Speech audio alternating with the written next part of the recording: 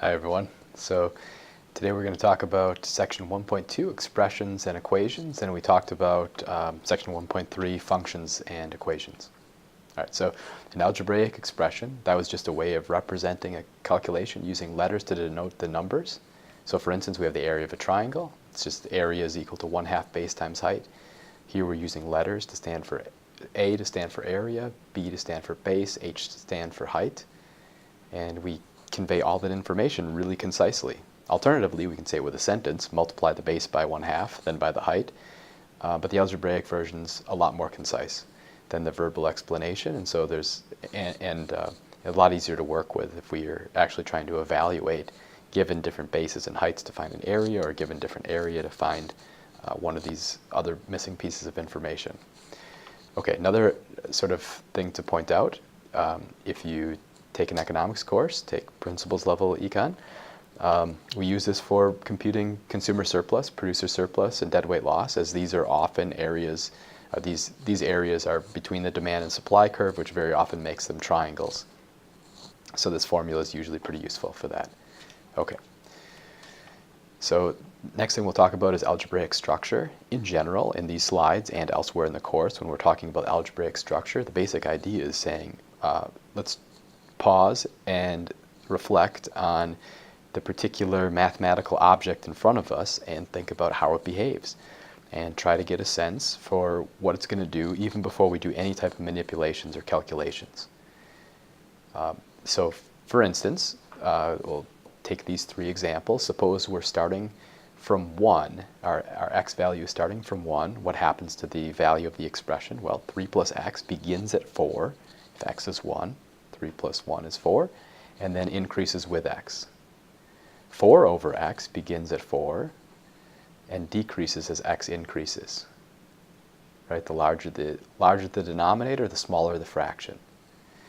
Right? 3 plus x squared begins at 4 and it increases much more rapidly than the 3 plus x, because here x is entering as a squared term, whereas here it's entering linearly.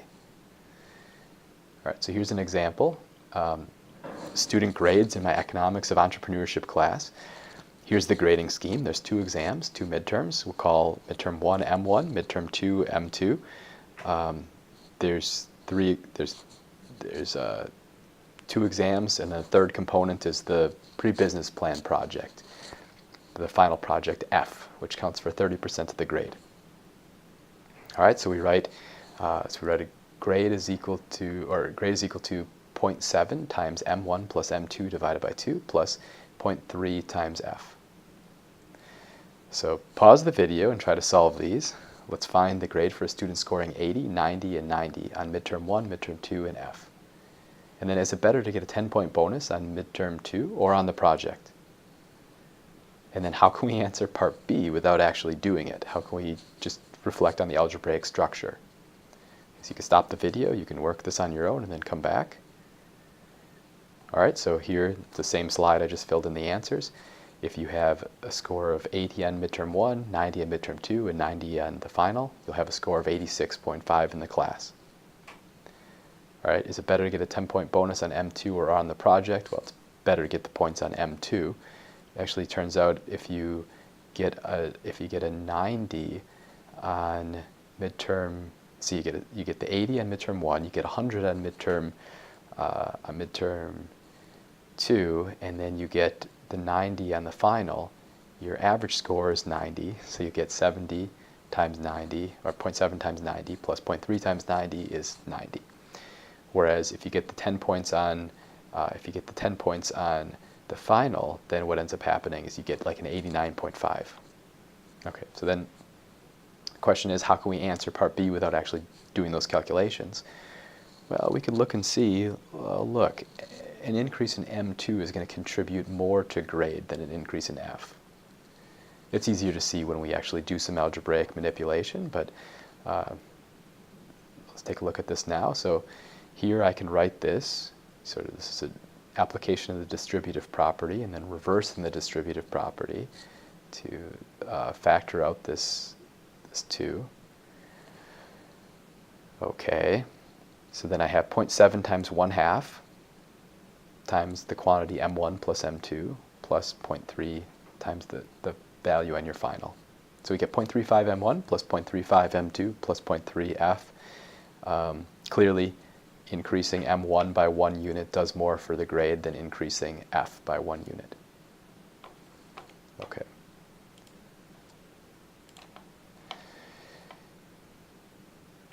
All right.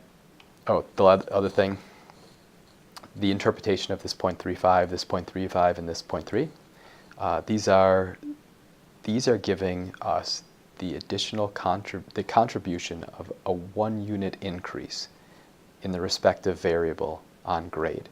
So a 1 point increase is going to correspondingly contribute 0.35 to grade. A 1 point increase is going to correspondingly contribute a 0.35 point increase to grade. And if we increase the final project by 1 point, it's going to contribute 0.3, 3/10 to the grade. Okay, so if I plan to spend $1,200 on gas between July and August, and the average price is P dollars per gallon, then the number of gallons I can afford to purchase is just given by this expression. Gallons is equal to $1,200 divided by P.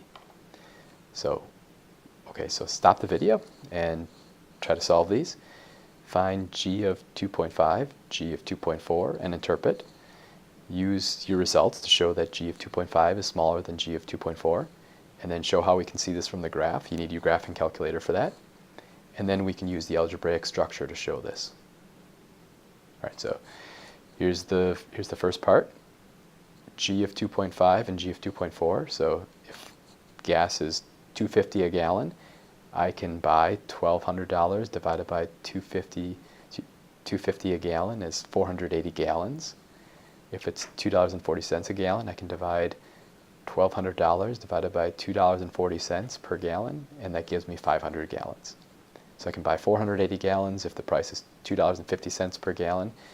I can buy 500 gallons if the price is $2.40 per gallon. Yeah, and clearly the associated quantity for a price of 2.5 is smaller than the associated quantity for a price of 2.4. And that matches our experience of consumers. Here's the graph. All right, so we have 2.5 corresponding to 480 and 2.4 corresponding to 500. At higher prices, we'll get lower quantities that I'm able to afford. At lower prices, I can purchase a larger quantity, more gallons. Okay, how can we use the algebraic structure? Well, if we take a look at this, we see prices entering through the denominator. And we know for a larger denominator, we have a smaller fraction. Well, 2.5 is a larger denominator than 2.4, so we're going to get a smaller fraction. So this output is going to be smaller, corresponding to a price of $2.50 as opposed to a price of $2.40. As price rises, the value G of P falls. All right, and we don't have to do any further evaluation to say that we know that this value, the gallons I can purchase at $2.50 is smaller than the gallons I can purchase at $2.40. Of course, when you say this in real terms, you've bought gas before, so you know that that's obvious. But what's important from this example is to see how, hey, look, we can say something useful about how this is related to this by staring at this equation, figuring out how P enters. And that can be helpful in cases where we're not dealing with economic transactions that we've all had ample experience with. Okay. All right, so equivalent expressions. So just as we can write numbers in different ways, depending on whatever is convenient for us at the time, we can also write expressions in convenient ways. So here's my example. Suppose I write 1/2. I can also write that as 3/6. I can also write that as in decimal form as 0.5. Depending on whatever is my application, I can write the same quantity or the same number in many different ways. So too can we write expressions in different ways. So for example, we had our mobile pizza delivery example from section 1.1. We said the sales that were generated at a price of P was given by this expression, 20P minus P squared. Well, we can factor out this P and equivalently think of this as being P times 20 minus P. they're equivalent expressions. They're exactly the same thing. Put in different p's, and you'll get the same S of p out. So pause the video, try that. Try it for p is equal to 0. Try it for p is equal to 20. Try it for p is equal to 10. And what's the difference? They just differ according to whether p is factored or distributed. Basically, it's how it's arranged. And of course, it's got to produce the same output for all p. Okay? But the different format might be more useful than another alternative for making particular interpretations. So for instance, when we write the sales in this form, p times 20 minus p, well, hey, now it's a lot easier to determine when sales are going to be 0. Sales are going to be 0 when price is 0 or when price is equal to 20. Right? That's exploiting what's called the zero product property, which says if we have a product, the whole product is going to be 0 whenever any one or more of its constituent parts is 0. So to get this whole expression to be 0, I only need for p to be 0 or the quantity 20 minus p to be 0. All right, well, here I can see obviously the price that's going to make this 0 is a price of 20. All right. Okay, another thing we can do is we can use completing the square to come up with another representation. Now, really don't worry about this for now. If you remember how to complete the square, or if you want to follow this, cool. Otherwise, I really just included this in the slides so you could see where this came from, so that you knew I didn't completely pull it out of thin air. Basically, what you do is you take this coefficient, multiply it by 1/2, square that result, and then you write the variable p minus 10, that whole quantity squared, and you subtract this 100. You subtract it from the 100. So 100 minus the variable, the quantity, the variable, p minus 10 squared. Okay. And then if you don't believe me, you can expand this, you can FOIL, and if you do that, you'll find you get exactly this result. Or you can just plug in different values for p and see what happens. Turns out this S of p is exactly the same as this S of p. They're just different alternative representations. All right, well, this one's really easy to find the sales maximizing price, right? So look at the structure. We have this quantity, p minus 10 squared, subtracted from 100. Well, the largest this can possibly be is 100, unless we're going to allow, the largest this can possibly be is 100, unless we're going to allow this term to be negative, but that actually can't happen because we have the square term here, right? So the largest this can be is 100. Well, how do we get S of p to be equal to 100? Well, we need this to be 0. How does that happen? Well, p has to be 10. Right? All right, so after having done this, after seeing a lot of different equivalent expressions, you might wonder which ones are, which operations are likely to give us, or are going to give us equivalent expressions. So there's two: adding 0 to a number, or multiplying by 1. So adding 0, x and x, the quantity x plus 1 minus 1 are the same. So if you have x dollars and I give you $1, but then take away $1, you still have x dollars. So f of x equals x and f of x equals the quantity x plus 1 minus 1 are going to give us the same output for all values. And you can try different x's in here just to make sure. Right. Multiplying by 1 doesn't change the value. This one's a lot easier to see immediately. Right? We just cancel these 7s. X and 7x over 7 are equivalent. So clearly these are going to give us the same output for all values. Right? So what's the larger point? Well, if we add 0 to any number, it doesn't change its value. If we multiply by 1, it doesn't change its value. Right? Now, we're often not literally going to be trying to add 0 to a number or multiply 1 by a number. Very often we're going to exploit these properties by coming up with a clever way to make 0 enter your equation, or to make 1 enter the equation. You'll write this cleverly. You use this all the time when you're getting a common denominator, for instance. All right, going back to my gas equation, suppose I want to know what price allows me to buy 400 gallons. All right, so we have 400 here. What price lets me buy 400 gallons? You can probably see it immediately. It's a price of $3. We can do it with some steps. We can do it algebraically. G of p is equal to 400. 400 is equal to 1200 over p. Well, I can move this p over to this side, or if I want to be algebraically correct, what have I done? I multiply both sides by p. These p's cancel, I get a 400p over here. Now I divide both sides by 400, I get p is equal to 1200 over 400, or p is equal to 3. Right. So what's the interpretation? At a price of $3 a gallon, I can afford 400 gallons. All right, so just in terms of terminology, before we go any further, clearly 400 equals 1200 over p is an equation, just a statement that two expressions are equal. The expression on the left-hand side and the expression on the right-hand side are equal. A value that makes the equation true is a solution, and finding all solutions is called solving the equation. Now, there might be one solution, there might be multiple solutions, there might be no solutions, or everything might be a solution.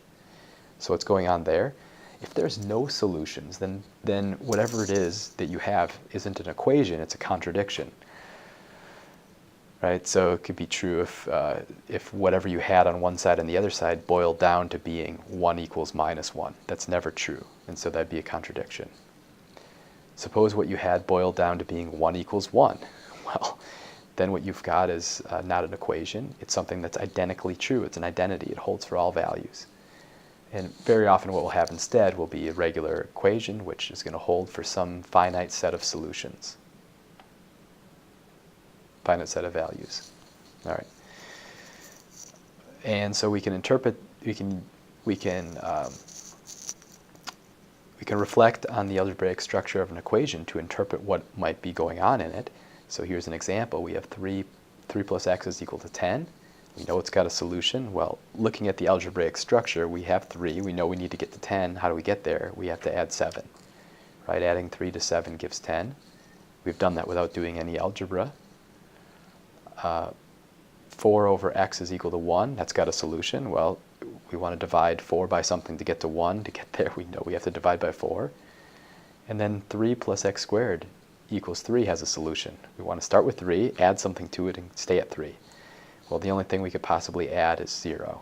0 squared is 0. 3 plus 0 is 3. Okay, so what have we done here? Well, we solved these things really quickly without any additional manipulation. And of course, these were pretty obvious, right? But the idea, the fact that we can reflect on the general structure is a really useful tool. And you'll be able to use that in cases that are much less obvious, right? So try to get some practice with the really obvious, easy ones, and then you'll be able to implement that, that approach in more complicated equations in the future. All right, so for example, here's one that's slightly more difficult. Let's solve this thing without manipulation. 1200 divided by p is equal to 400. Well, the left-hand side's a fraction, 1200 divided by p, so we're just asking, what number do we divide 1200 by in order to get 400? Well, when I say that, you know it's 3, right? 1200 divided by 3 is 400, so we conclude p equals 3 is the solution. And that's an example of solving an equation by virtue of reflecting on its algebraic structure. Here's another example. Suppose Kiva.org charges me $25 per loan that I'm making to someone in a developing economy.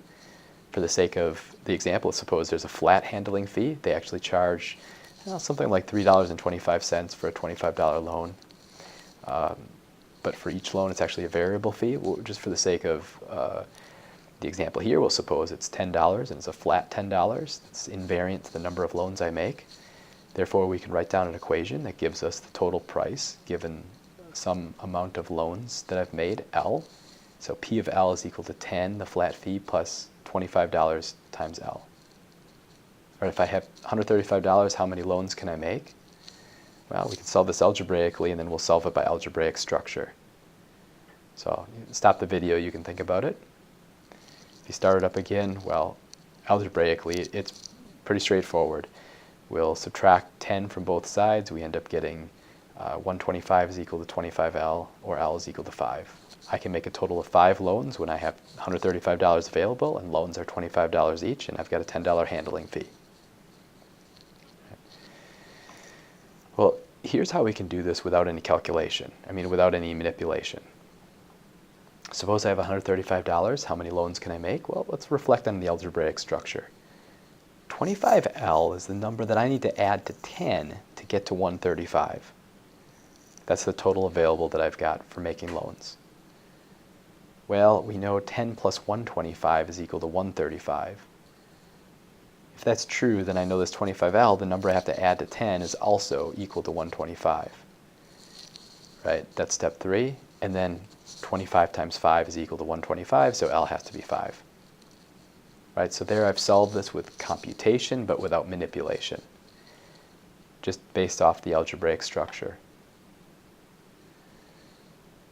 Okay, so let's think carefully about the difference between equations and expressions. Equations have to have an equal sign between the left-hand side and the right-hand side, and expressions lack equal signs. All right, so 2 times the quantity x minus 3 plus 4 minus x, that's an expression. There's no equal sign. If we throw an equals 0 here, now we have an equation. Okay, so this is an expression, this is an equation. This equation is made up of this expression and then this rather boring expression of just 0. Okay, so one way to help us avoid confusion is to interpret the meaning and to think about these things. So here's an example. Suppose I have $10 to spend on lattes, sold at a price of $2.50 each. Are these expressions or equations? Well, let's make the determination, then provide the interpretation. Sorry about the typo. 250n, what's this? Is this an expression or equation? 250n equals 10, what's this?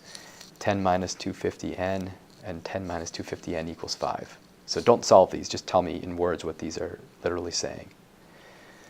Well, this first one, that's my total expenditure on n lattes sold at $2.50 each.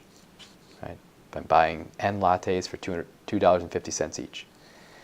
Suppose I have 250n equals 10. This equation is the number of lattes I can afford with $10. 10 minus 250n, well, this is the money I have left over, remaining after buying n lattes if I start with 10. And suppose I want to have at least $5 remaining. This would be the equation I'd want to work from. 10 minus 250n equals 5. This is the number of lattes I can buy to have $5 remaining, assuming I started with 10. Okay. So here's an example going back to equivalent expressions. Note 10 plus 25L equals 135 is equivalent to 25L equals 125. These things had the same solutions. Indeed, when you look at them and when you remember that example, these were actually steps that we followed in solving, whether we solved this way or initially. Right, so 10 plus 25L equals 135 is equal to 25 times L equal to 125. Right, so we might wonder what other operations might give us equivalent equations. Well, one thing we can do is add and subtract the same number from both sides. We can multiply or divide both sides by the same number, provided that it's not equal to 0. And we can replace the expression by an equivalent expression. We can factor. So we saw some examples of that before. Now, one last way to solve this thing. So returning to the Kiva example, let's find solutions using graphs. So suppose we have 10 plus 25L is equal to 135. We want to solve it by graphing. Well, we have two expressions, 10 plus 25L and 135. So we'll say P is equal to 10 plus 25L, and we'll say P is equal to 135, or P of L is equal to 10 plus 25L, and P of L is equal to 135. That tells me that this is invariant to the number of loans, right? This is the number of money I was starting with. The amount of money I start with is invariant to the number of loans I've made. The amount of money I have left over, diminishes if I make more loans, but the amount of money I'm starting with is invariant to the number of loans. That's just where my budget is beginning. So therefore, this is a horizontal line emanating from the intercept of 135. This is a vertical line, or this is not a vertical line, this is a upward sloping line. Oh, my graph is wrong. You can tell. How's my graph wrong? I'm not going to fix this. This is too far into the video. I'll fix this for what I post. How do I make this correct? Yeah, I have to left shift this thing. This thing should be emanating from an intercept of 10, right? The intercept should be 10. It should slope up like this. Actually, I'll probably have to make it a gentler slope to be able to still cross right there. Anyway, right, so just for your notes right here, this graph this line right here actually needs to go through here. The way I've drawn this, what equation have I graphed here? Well, the equation I've graphed here is actually P of L is equal to 25L, right? That goes through the origin. So yes, the graph is it's not a little, it's a lot misleading. So, so you want to make a note that this is supposed to come through here. Okay, that's a shame, but we're not going to fix it. We'll fix it for online, for Canvas. All right. Okay, so the two graphs clearly intersect at a value of L such that 10 plus 25L is equal to 135 because that's the equation of these lines, and that's a value of 5. And that matches our algebraic solution. And it has to, right? Okay, so the last thing, let's solve using the algebraic structure. So suppose we have x plus 1 over 3 is equal to 1, x minus 2 over 7 is equal to 0, 1 minus z equals z minus 1, 2 plus t plus 1, or 2 to the t plus 1 is equal to 8. You could probably solve these pretty quickly just staring at them. That's the idea. So the only way for a fraction to equal 1, right, the fraction has to equal 1, is for the numerator to equal the denominator. Well, the denominator is 3, so the numerator has to be 3. We have to reach 3 by adding 1 to x. That tells us x has to be 2. Okay, cool. So how about this one? Well, this thing has to equal 0. The only way for a fraction to equal 0 is for the numerator to equal 0. For that to happen, x has to be 2.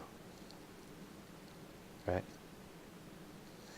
Okay, for this one, well, look at this. The right-hand side is the negative of the left-hand side. Hopefully you see that after doing Appendix E1, right? Well, so if this is the negative of that, both have to actually be equal to 0. Otherwise, what are we going to get? We're going to keep getting something positive equal to something negative, like 1 equals minus 1. So we know z has to equal to 1, because that's the only way to make both sides 0. And that's the only way to make this thing true. Okay, and the last thing, well, 2 to the t plus 1 is equal to 8. I mean, maybe you recognize immediately 2 to the third is equal to 8, hopefully. Then t plus 1 has to equal to 3, so t has to be 2. Okay, cool. And the last thing, let's explain why there are no solutions without doing any computations here. So y squared is equal to minus 2, t equals t plus 1, 2x plus 1 over 2x plus 2, and the square root of w plus 2 is equal to minus 3. Okay, pause the video, think about this yourself. What's the problem? This is a square term, right? Anything squared is never going to be negative, so this can't have a solution. Here, whatever we enter here on the left-hand side is going to be 1 less than whatever's on the right-hand side. So that can never happen. Right, 0, 0, you're going to get 0 and 1. 1 here, you're going to get 2 here. Right, it'll never be equal. What about over here? Similar sort of problem.